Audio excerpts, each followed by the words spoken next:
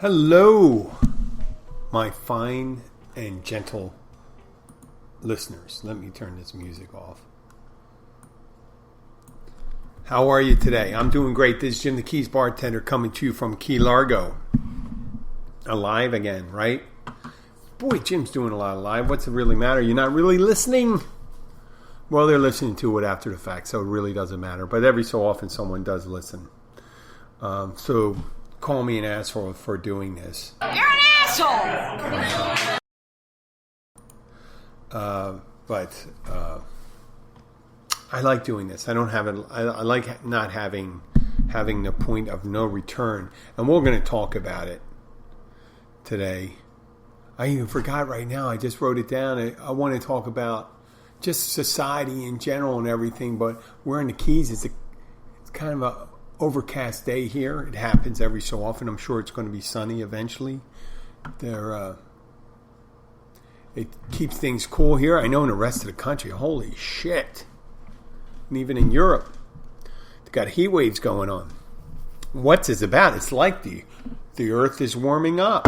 But obviously no one can agree on that. But so we don't have anything to do with it, right? Yes, we do. But I'm not necessarily going to talk about that today. Yesterday we spoke about going up to Homestead. What's that like? You know, how much it's. I'm sure in small towns around the United States, people have to leave their town in order to get things and stuff like that. But hundreds of years ago, people didn't leave their town. They would just 100 years ago, they would just get order through Sears, Roebuck's, Montgomery Ward's, get it from their general store, whatever, or fabricate it themselves. But there wasn't a lot of stuff. They weren't making cell phones and shit. No one's going to be making a fucking cell phone. I mean, I guess someone could. You could make, with a hobby kit, you could build a cell phone. I mean, there's just no Radio Shacks anymore, so you pretty much have to order all the shit online.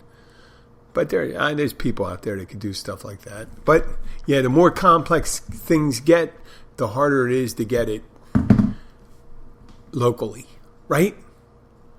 Because yesterday, when I was looking for podcast equipment, I'm thinking I'm going to have to go online. And I am reticent or reluctant to purchase online equipment that I'm not sure I'm going to use. Right? I'm looking for it. Everyone suggested this is good, that's good, but everyone has something a little different. I want the sound quality to be great, but I'm not willing to focus on the time getting, when someone to, clean up the show, do some editing and things like that, maybe edit out some content. I think I leave it warts and all, right? Warts and all, everything goes out. So recently, we've had another young gentleman who works locally died on a traffic accident. He was riding on a motorcycle. I may have met the guy. He was a bartender at one of our local establishments. And from every reflection or remembrance I get from people that talked about him, he was a really great guy.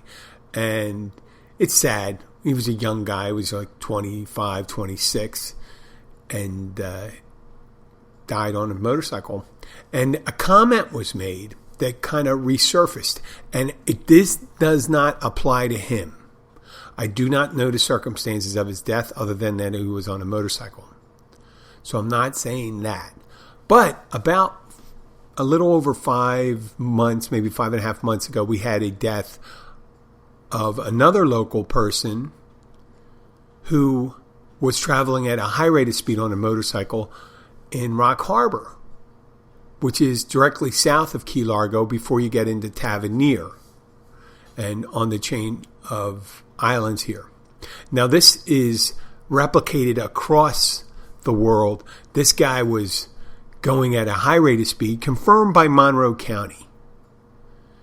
Because when there's dead people, they bring out the morticians and the crime scene investigators and things like that, and they put everything together. And physics tells us that this gentleman was traveling at a great velocity. And he went into a side, and this is from the death in January.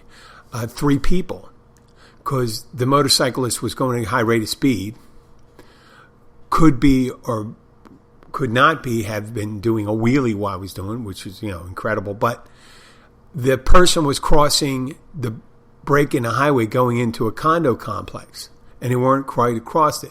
Now, the person on the motorcycle was going over in excess of over 110 or miles an hour, probably more, which is over twice the speed limit. And judging from the closure gap, so instead of, if you're estimating 6 minutes, it's 3 minutes. And with a motorcycle, you don't see it when it's that great a distance away. So these people are crossing. They may not have seen it. Right? The guy is going at great speed because he probably couldn't slow down. He probably couldn't swerve. And he hit it so hard, he turned over a crossover vehicle. I think it was a Buick Encore. And hit it on its side, and he turned it on its side and caught fire.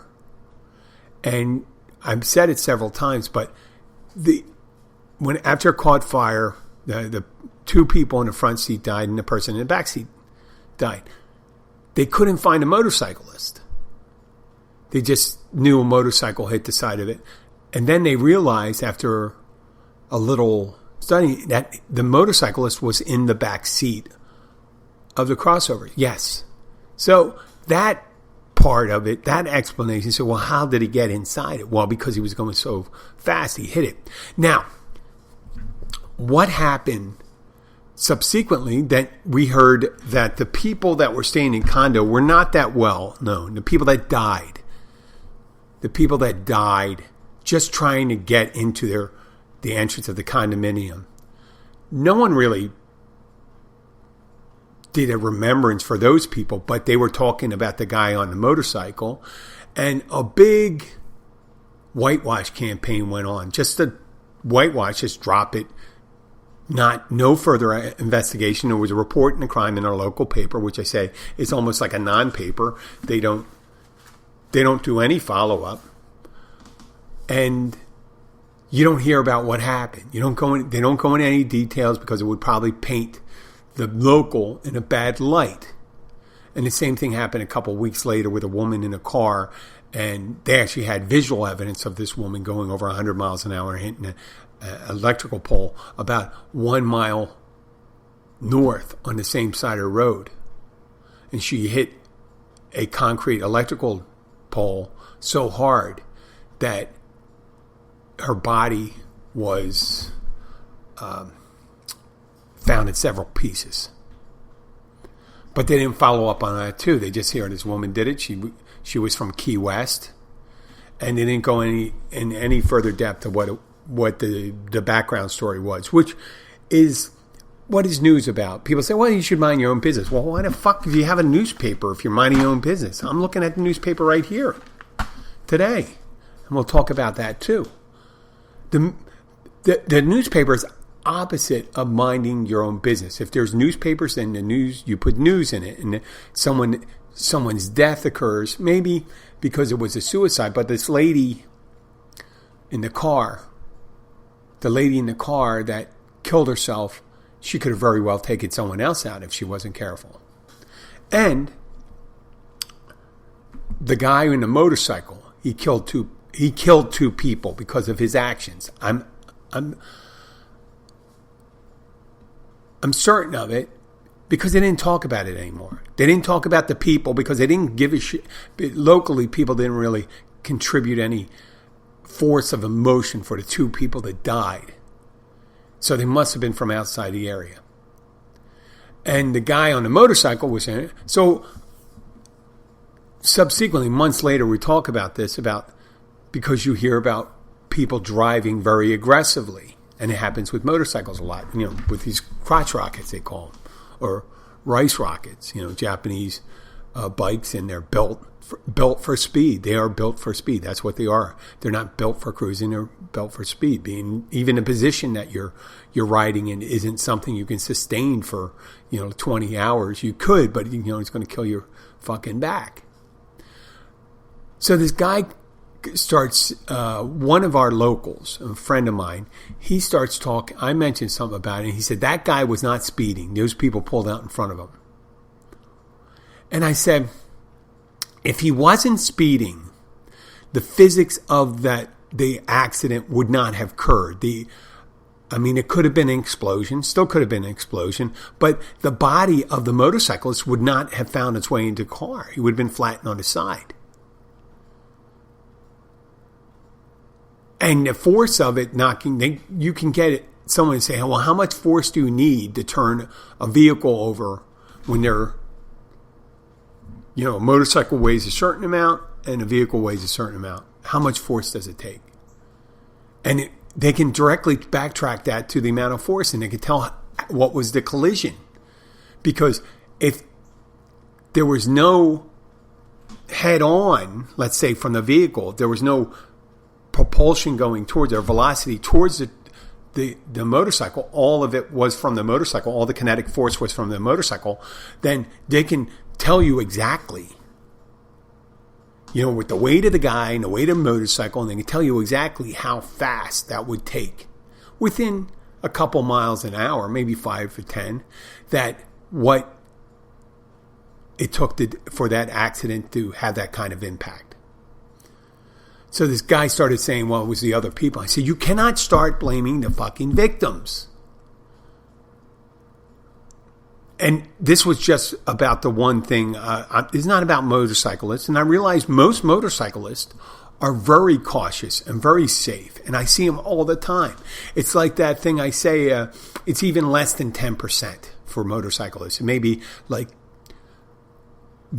let's say 1% or 2% that drive carelessly.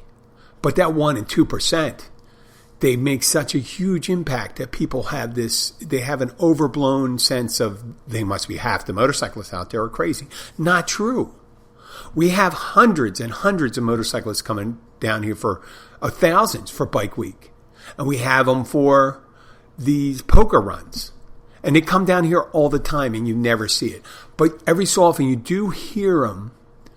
I'm about 100 meters, 150 meters from the highway, and I can hear the motorcycle going. And I can I know the difference between going 45 miles per hour and doing 90 miles per hour. You can hear the sound. Just the speed, the way, and the Doppler effect, the way sound goes away. So that 1 and 2%, I just have a suggestion, and we're talking about the greater good here now eventually. We're going to make that transfer to it.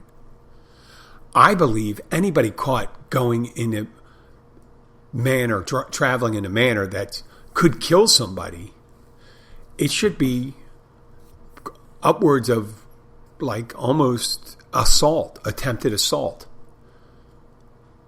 and then attempted homicide. I mean, there has to be some kind of charge that where you seize the motorcycle and there's real criminal time for it. Real time. Because that's the way someone gets killed. I see so many people getting arrested on our Monroe County, and it happens all around the United States, the places, for marijuana possession or trespassing,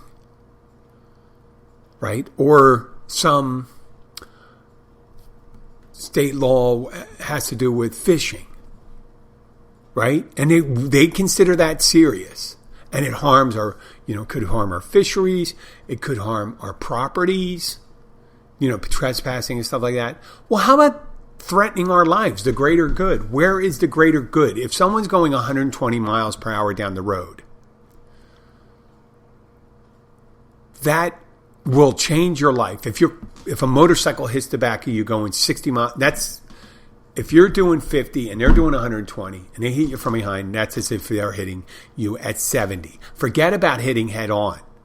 So if you're going down, if they're speeding down this place where it's 2-lane road and you're going 120 miles an hour and someone's coming 50 miles an hour the other way, the closure rate is 170 miles an hour. In 170 miles an hour, you do not know what's going to, you do not have the time to respond frequently. You don't. And a motorcycle, and a closure rate, it's a missile. It is going through whatever vehicle you hit. The only thing that probably, a dump truck probably wouldn't, or one of those semis. You'll be embedded in the engine. So they should get serious about people that drive recklessly and do it often. So the first time, you just confiscate the motorcycle. They're going 120 miles an hour. Confiscate the motorcycle. Second offense, that should be a felony. A serious felony. And it should be considered. And then you just track them and say, listen, we got it. We know who it is. And this is the second one. We have a record of them. And you say, hey, listen, this is it. Tie him up. Tie him up in court. Tie him up. They're the ones. That's violent. That's violent. Carelessness is violence. It's like firing a gun in a crowded place. You don't let someone just go into a crowd and just pull out a gun, even though you have, in a state with open carry, I imagine you just can't go and fire a gun. Years ago, over 10 years ago, we had a gentleman that lived in Monroe County to set up his own shooting range in the back of his house. Now, it's tight quarters here.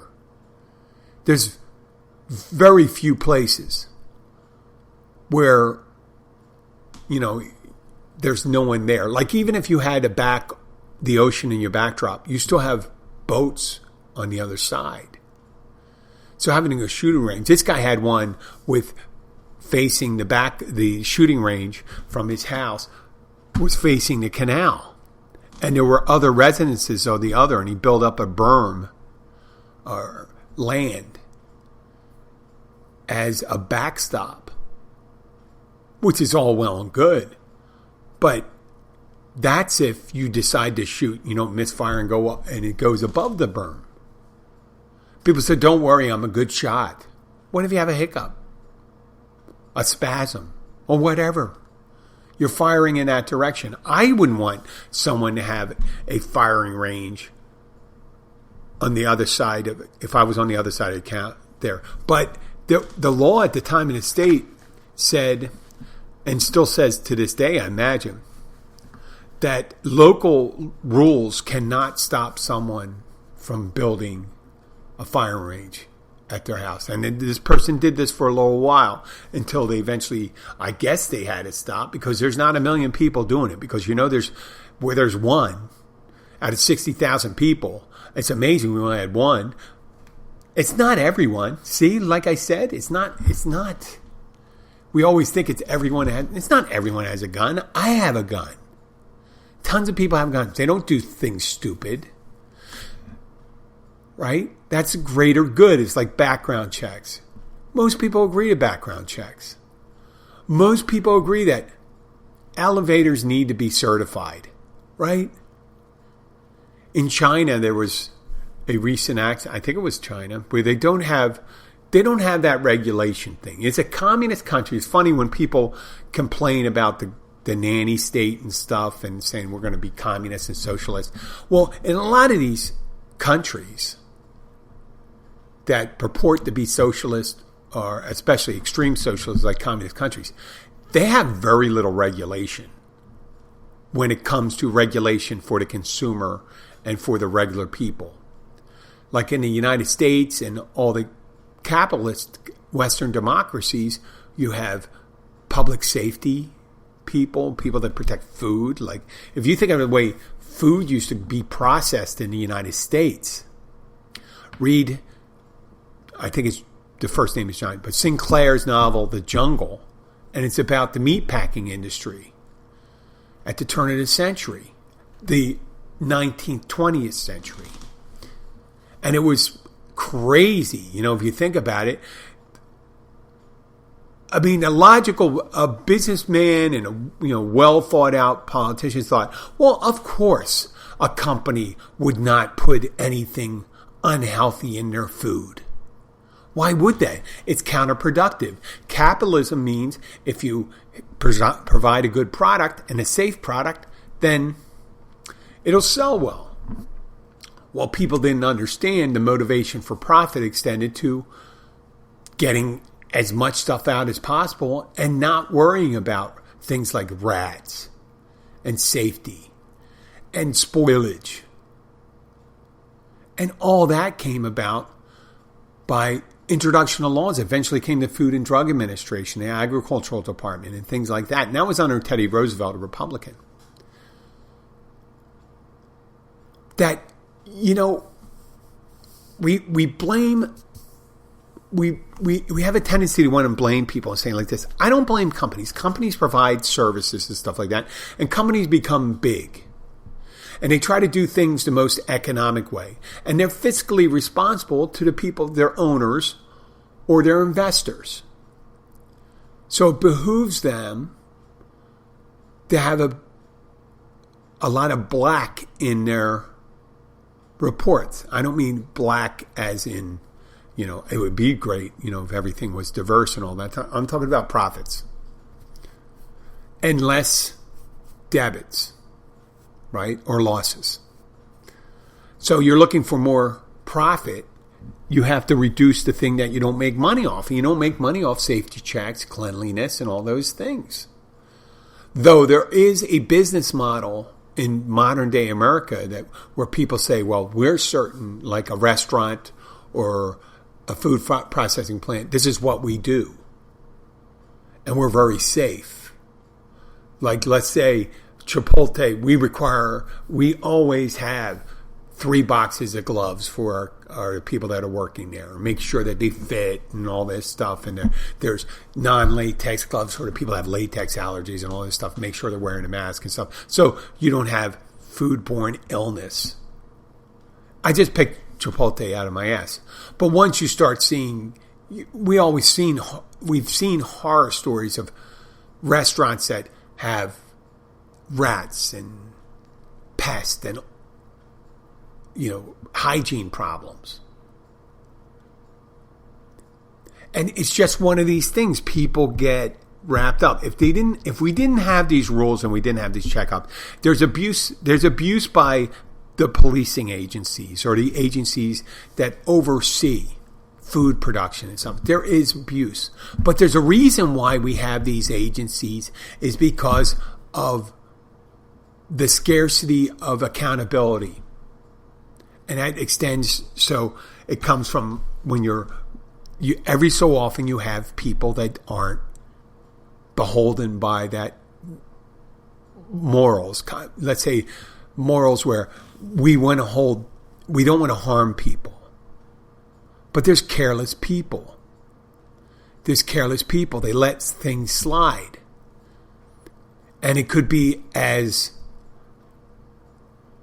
innocuous as a bolt on a vehicle that causes the brake system to fail because someone doesn't want to report it because it was their responsibility and they let it slide. You know how they pick. This is how they do recalls. They recall. They even showed it in. They show it. To how it works in comedies. It's like Something About Mary, right? What happened? Ben Stiller's buddy, who ends up being Woogie in Something About Mary, he's an attorney. And he handles recalls and stuff like that. And they do the math about how they do a math and see if we do is it going to cost us more to do the recall or pay out for the indemnity, what we owe for our negligence? And it's a dollars and cents thing. That happened with the Ford Pinto when I was a child. Ford Pintos were vehicles that were made in the 70s, and I don't know if it made it into early 80s, but they started realizing, because of where the gas tank was and the way it was set up, that if they got rear-ended, there was a more of a likelihood than any other vehicle for that for a much higher than other vehicles, for it to blow up. And Ford Motor Company had to decide and say, well, we can pay $1 million for each one or whatever to do, or we can just recall them all. And then what happens, it's funny, that's the way things are. That's the way people do it. What will it cost us to do this? What if someone finds out when people make decisions? That's corporate or in personal lives, when we make mistakes. What will it cost you in your reputation if you say you made a mistake? I do it on a smaller scale all the time. As a bartender, people say, I can't do this, I can't do that, I can't have this. Someone says I'm allergic to something, I screwed up their order. You could blame someone else, hope they don't catch it, or you can try to address it right at the time. Now, it's not the magnitude of repercussions may be much lower for me, but it happens at such a frequent pace. It could happen day to day if you're having a bad week, screwing up. And you got to do it all the time. You go, oh my God, I wish I didn't screw up this often on your own. But when you're busy, it happens. And you take ownership. And being able to take ownership increases the reliability of your brand. And your brand could be your vehicle, it could be your own work ethic. In a relationship, it could be that way. You say, my bad, when I lose my temper, I go like this, oh God, I got to admit. The people do it in personal lives when they screw up. In just their interpersonal relationships. I was a little testy. I am so sorry. And the more frequently it happens, you're always apologizing. You say, but I do recognize it. What are you trying to do about it? I'm thinking about meditation and things like that. But I think that's part of the way, being able to take sincere ownership of the things we do without beating yourself up too much. You don't want to be one of these people that are miserable about it. You don't want to be too highfalutin and say, well, I take ownership to my mistakes. So like when I'm speeding, or when you get stopped by a police officer. There you go. Years ago, when I first moved down here, I've been stopped 2 or 3 times down here. And one was for a perceived traffic offense. And it was a traffic offense. I didn't make a 3-second stop at a stop sign. And the guy said that to me. The sheriff's deputy said, hey, do you know what happened? I go, was it a 3-second stop? He goes, yes. You just kind of coasted and went. And it was one of these side streets in the Keys where there's very low traffic. But it was actually near the place I went in AA, and they asked me, and the second question he asked me after that, he goes, when was the last time you had anything to drink? And I told him like this, it was over a year, say a year and a half. And this was years ago. And the guy looked at me and goes, okay, if I look at your license, am I going to find anything on it? And I said, well, you're not going to find anything up here. And I'm good to go in any other state, too. I only lived in, there shouldn't be anything. And there wasn't. And he let me go. And the other time they stopped me because I didn't put the cap on my oil reservoir in the same vehicle. And the oil was splashing all over and the car was smoking. And the guy said, it looked like your engine was on fire. And when we opened up the engine, the oil caught fire because all the oxygen went in. And then the sheriff's deputy, nice guy, grabbed his extinguisher and blew it out. And that car still went for another 2 years after that, after the engine caught fire. But it was topically on fire. But why do we have a problem of just like when you're speeding, you're going 70 miles an hour in a 50 miles per hour zone? And they say, do you know what you were doing? Yes, I was. Yes. And they ask you like that. It goes, okay, now that's part of the battle. They're going to give you a ticket or not give you a ticket. They got record of it. A lot of times they got taken. If you admit to it, a lot of times a sheriff's deputy say, yes, I know what I did. I wasn't paying attention. I was going along with this, blah, blah, blah. A lot of people go, well, come on. There was no one on the road or everyone was doing it.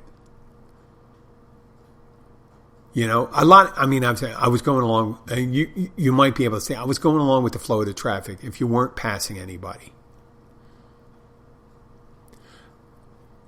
and I don't want to make this all about traffic. It's all about it's the way we issue gun permits, the way we do it. Why can't the greater good, if when people get together and say, why can't that be how we get things done? But people have their single agenda. People, their single agenda. And there's people there's certain people that, if you think about it, if you feel comfortable enough doing the 120 miles an hour down the road, a crowded road and bypass and stuff like that, where there's traffic, then you're pretty much saying, well, I pretty much know what I'm doing. I say, you do not know what you're doing. Obviously. Just because you can do something doesn't mean you should do something. So whenever you do things, take a little personal responsibility. Think about the greater good. It's like dropping a penny off the Empire State Building. You don't know the physics of that. You do not realize that penny will reach terminal velocity. I'm going to have to ignore this phone call because Abby's calling me right now, but I know it's about food. And she's going to ask me if I want to have roast chicken. I'm going to have to... Okay, you know what? I'm going to take this. No, stopped. I'm going to send her a text saying I'm doing a podcast. She doesn't know. She doesn't know. She's going to call me back. I am doing, Abby. Let's get it. I am doing a podcast. I am doing a live podcast. She doesn't like talking on it. I would normally pick it up, but I don't know. Okay. She's probably asking. Yeah, it's the supermarket. She's probably asking if I can, get this. Do you want that? Can I get you this? I hope so. But it's when everyone has a diverse thing. Like if their one thing is, I just want to have my gun, and that's all it is. They're one issue person. But there's people that own guns, and they don't want everyone to have guns. You know the crazy guy down the street that talks to himself? Everyone has one, or crazy woman that has birthday parties for their cats and dogs and stuff like that. Or has, does all sorts of things. You hear them get in arguments with people, and you say, wait a second. They're getting an argument outside, and, think, well, they must have... it's really strange for someone to get in an argument with a hands-free headset. The person's in their 70s. No, they're not having an argument with someone on the phone. They're having an argument with the air, with an imaginary friend. And you think, well, do I want that person to have a bunch of weapons? Think of the poor lady in the grocery store. Was it in Mississippi, Alabama? I don't know where it was. Texas. This week, a clerk asked someone to please put their mask up because they required him in the store. The person left the line, went out to their vehicle, grabbed the gun, came back and shot that person and killed him. Killed the cashier, and then got into a gun battle a little with the retired police officer with security. And he tried crawling out. Cowardly acted most. He just fucked up. Like, they got the most of them. Their anger got the most of them. I don't know how many times I got someone angry that they may have done that to me. I don't know. But is that a reason not to tell someone anything because you're worried about being hurt? Like, are we not? Because the one thing that made me do this conversation was someone said about a rule of thumb. They said, rule of thumb, when a motorcycle's coming down the road, don't pull out. And I go, why? Well, you don't know how fast they're going. Or he said, so we have to change our behavior because of a motorcycle. Because you see a car, you assume they're going, well, at most they're going 70 miles an hour. You don't think they're going 120 miles an hour in a residential area and stuff like that. It's not the fucking Autobahn. But now we got to change our behavior. You see this, we see the stickers. I agree. Look twice for motorcycles. Be careful with motorcycles. Where's the responsibility at 1% and 2%? I said when they're going 120 miles an hour, 130 miles an hour on the road, it's their responsibility. So when they hit a spot or they hit a dump truck or something like that, that's their fucking fault. Whenever you do something like that, when you get on one of those fucking hang gliders and all of a sudden some crazy wind comes up and points you straight to the ground, that's your fault. Or you wear a wingsuit, the guy in the wingsuit, the jetpack wingsuit, the famous video of the guy taking it and you just see him go under a bridge, but he doesn't quite get under the bridge, if you know what I mean. At 100 and something miles an hour, hits the side of the bridge. That was his fault. When you die on and Joe Rogan said it, when you die on the side of a mountain on K2, because you don't have enough oxygen in your heart thing, that is your fucking fault. You had to pay to be there. And if someone else dies because of your negligence, that's manslaughter. Easy peasy. I'm not going to say Japanesey. Right? So we're going to wrap up and also with, 21st century, we're all concerned about diversity. Well, not everyone's concerned. And they're pissed off about it. They're pissed off about things that, maybe sometimes, a lot of times, people in power have neglected people of other races, belief systems, lifestyles, immigration status. And it's just coming to bear that there's some people that haven't come along with the times. They're not aware that, we're going to arrest people. We're not going to kill them if we don't have to.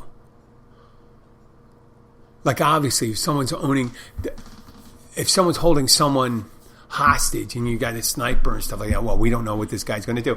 Once you're holding someone hostage with a gun to their head and you're threatening to kill them and stuff like that, yeah, there could be a violent ending to that. But if someone's getting stopped for not wearing their seatbelt,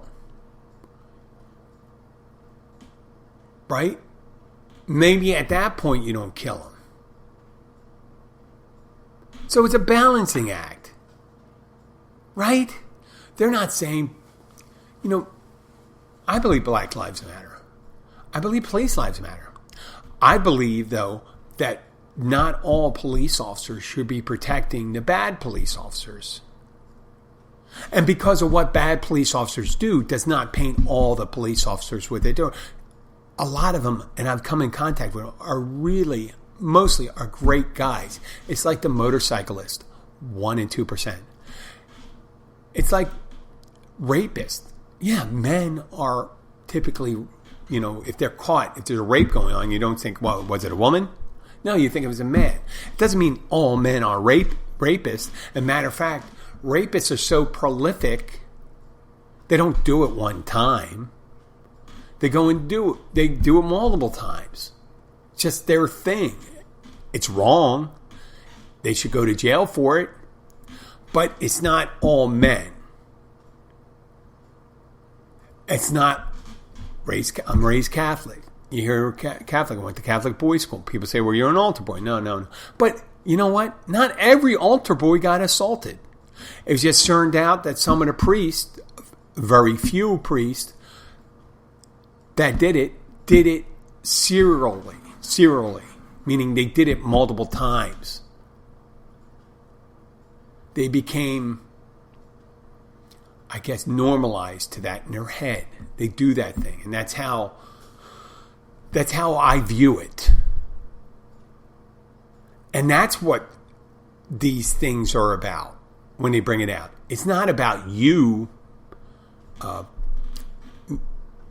Mr. Officer, police officer. It's not about you, man. Not about you, priest. Not about you, the nurse. I mean, if one, nurse gets arrested for being an angel of death, then you've heard a couple of things. Put in that where they put people, they put in they kill them by pumping them with some kind of poison or something like that, and they kill people in hospices and stuff like that. You found them.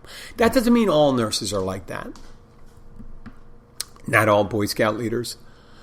Not all women that complain about things are Karens. Right? And just because you have a problem with someone that happens to have a different skin color doesn't make you a racist. But there are racists that always have a problem with people because of their skin color. And it's to be able to accept that and say, hey, yes, there was, okay, was there white privilege? Yes. Was all white people, you can't tell the people in Appalachia that they have white privilege. They don't want to hear it.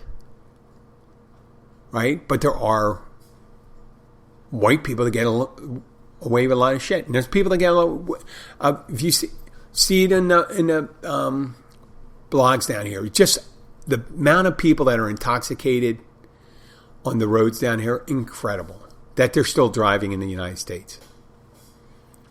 You don't see that. They're going to get more serious here in the United States. It's going to start, and you can see it getting more and more and more and more. And over in Europe, they don't have that problem as much. When they do, it's really when someone goes off the reservation. You hear some fucking guy getting into a bulldozer in Russia and decides to take out every fucking car in the village. Right? But you get caught, you lose your license. And there's no, specific lawyer for doing that. Now I'm sure there's people that get, but hey, Bruce Springsteen got arrested. Bruce Springsteen got arrested with a DUI. On a motorcycle. That was in November. So at least, privilege doesn't always play itself out. So we got to find a way, even thing, we think about greater good. And we can address injustices. And just like our local governor does not want to designate the Pulse nightclub in Orlando a landmark or whatever and stuff. It doesn't want to commemorate that mass killing there. Does not want to have that. Well, too bad. It doesn't mean DeSantis, it doesn't fucking mean that you're gay or anything like that, but you should be able to protect them. It's the common good. We just don't get it right. They don't think about getting most people safe. It's like when there's a thunderstorm, you don't go under a tree. Not because you're definitely going to get hit, because you're more likely to get hit. And so what you do, you avoid that. You avoid open fields. You do whatever you can to protect yourself. And not being totally frightened and stuff like that, but not everyone has a right to put... People do not have the right to put your life at risk because of their behaviors. And I'm not asking for a nanny state. I'm asking for common sense. Just let's fucking do it. And it's not going to stop it. It won't stop it. But you shouldn't be able to do the same thing over and over and over again. We get people pulled over down here with suspended license all the time. Always get it with suspended license. And you know what? They go to jail and stuff like that. And they're getting used to it. If you drive on a suspended license, you go like, oh, you're going to do some time. Is that worth it? I mean, yeah, you got to get to work. But these people are doing it on their vacation and shit like that down here. Pay your child support. Don't drive on a suspended license. Don't drive drunk. Don't go 120 miles per hour on a 50 mile per hour zone or a 45 mile zone. It's easy. Don't fire a gun in a crowded place. Go to a firing range. How's that? Don't poison someone else's food. If people were so smart, they wouldn't have to put a picture on the sides of a bucket to tell them that you shouldn't let your kid your baby play with a 5-gallon bucket that has water in it because they could drown. But people aren't that, they don't get it. They don't get the pool, the unlocked, when you have a pool and you have kids all around you and there's no fence, that a kid could just run in and fall in the pool and drown. It happens all the time. It happens a lot. Because of the fucking frequency of the pools down here. And you just see people say, where's so-and-so? Oh, God. Fuck. Just, I know it's not all fun and games all the time. It's not all funny, but I'm tired of hearing it. I'm tired of hearing people making excuses. I've done it. I've been careless. That's all I have for today. I appreciate you guys for listening. I want to say hi to Sean, Ace, Dave here. I know you've been trying to reach us. Dave, you're going to have to figure this out. Technology. I don't always like to be a listener on the other end. That's the one thing I can't experience, to being a person listening to my show live while I'm on the show live. That becomes like a fucking out-of-body experience. Thank you for listening. Please like us on Facebook, Instagram, or Twitter. I really do appreciate when I get emails from listeners. So if you can, send something. I just want to know you're listening. I know you're downloading. I get hundreds and hundreds of people a week doing it. Why can't you talk? I'm not going to humiliate you or anything like that. I don't get any angry ones either. But you can email me at jim@keysbartender.com.